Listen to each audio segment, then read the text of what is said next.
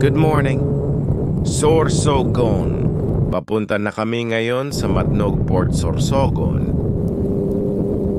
Ngayon medyo naulan-ulan pa din. Ilang minuto lang ride ang layo. Galing sa resort na pinagpahingahan namin. Kasi kahapon nang dumating kami, medyo masama ang panahon. Dahil doon, malakas ang hangin at malalaki ang alon. Kaya hindi kami tumuloy kahapon at naisipan naming magpalipas ng gabi dito sa Sorsogon. Ang ganda dito, daming mga beach resort. Hindi na kami lumayo pa para mabilis kami makapunta ng Matnog Port para malaman namin kung kaya na ba makasakay sa Roro ang mga motor namin. Pero ngayon hindi na gaano kalaki ang mga alon, di gaya kahapon.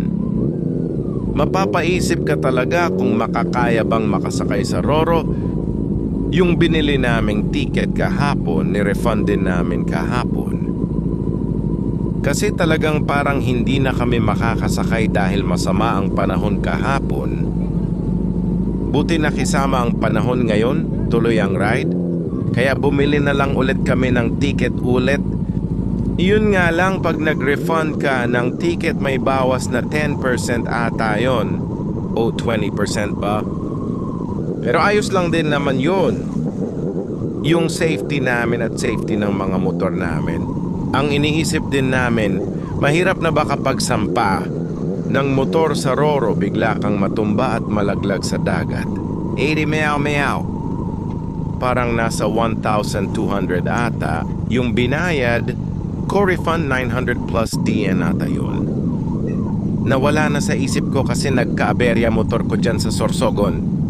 Natumba at naputol ang clutch lever. Nagawan naman ang paraan. Sa ngayon, paalam muna Luzon Island. Welcome to Allen Port, Northern Samar.